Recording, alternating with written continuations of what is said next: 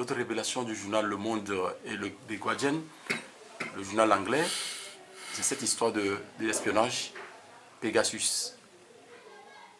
Vous, en tant que professeur, vous êtes espionné. Dites-nous, comment ça s'est passé?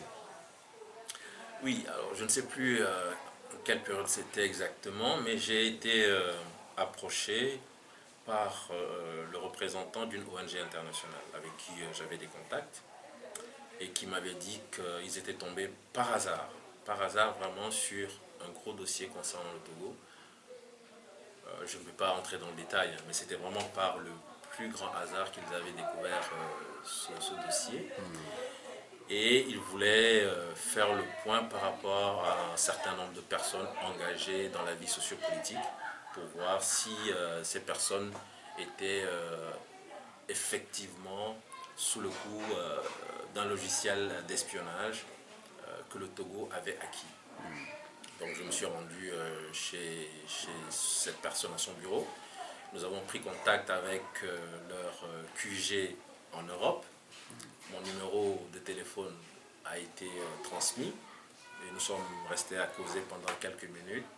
Et quelques minutes après, on nous a rappelé pour nous dire qu'effectivement, ce numéro était également l'objet de ce logiciel d'espionnage. J'avoue que je n'avais pas retenu le nom Pegasus. C'est grâce aux révélations du journal Le Monde et de Guardian que ce nom m'est resté. Mais il me dit qu'effectivement, mon numéro de téléphone.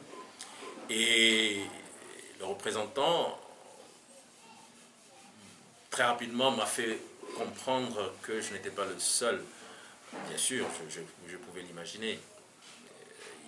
Il y avait des hommes politiques, des femmes politiques, des acteurs de la société civile.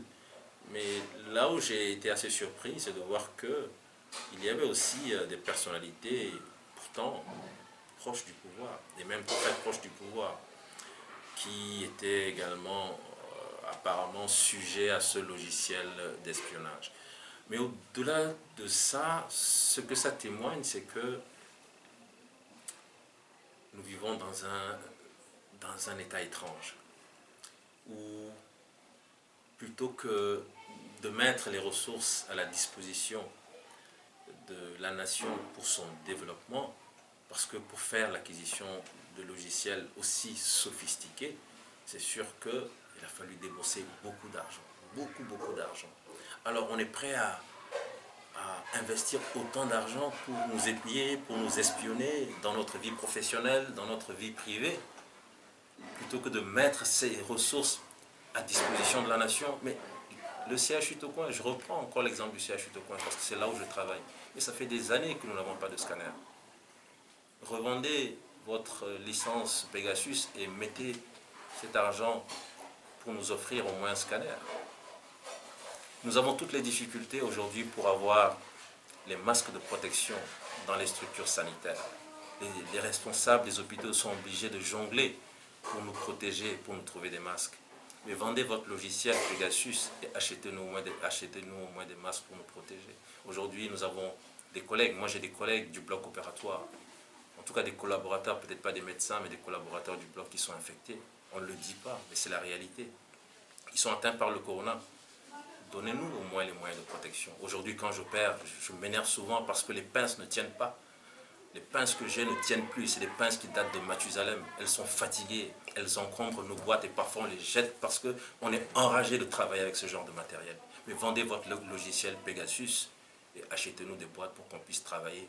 Aujourd'hui, quand vous arrivez au CHU Sylvanus Olympio, en urgence, nous n'avons qu'une seule salle d'urgence qui fonctionne. Une seule salle.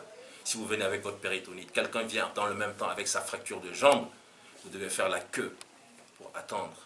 Et parfois les gens font 24 heures, 48 heures avant de se faire prendre en charge parce qu'il n'y a qu'une seule salle qui fonctionne, parce que nous avons 3 salles qui sont disponibles. Je commence à m'énerver, je vais me calmer. Nous avons donc 3 salles qui sont disponibles, mais il y a une seule salle qui est fonctionnelle. Les 2 autres salles ne servent à rien. Et les malades viennent, les malades s'énervent, les familles s'énervent à juste titre, les gens ont raison. Mais ça fait longtemps que je suis là, on ne s'occupe pas de moi. Ça fait longtemps que je suis là, pourtant l'autre qui est venu après moi, on l'a pris en charge avant moi. Mais c'est vrai, vous pouvez venir avec une pathologie, mais si quelqu'un vient avec une urgence beaucoup plus grave que la vôtre, vous allez attendre encore. Et l'urgence qui est prioritaire va passer avant vous. Mais puisqu'il n'y a qu'une seule salle qui fonctionne aux urgences, parfois c'est la queue qui dure 2 jours, qui dure 3 jours. Et vous arrivez aux urgences, vous voyez des gens par terre, vous voyez des gens sur les brancards. C'est extrêmement difficile. Vendez votre logiciel Pegasus ou votre licence Pegasus et achetez-nous du matériel. C'est ce que moi je peux dire aux autorités de ce pays.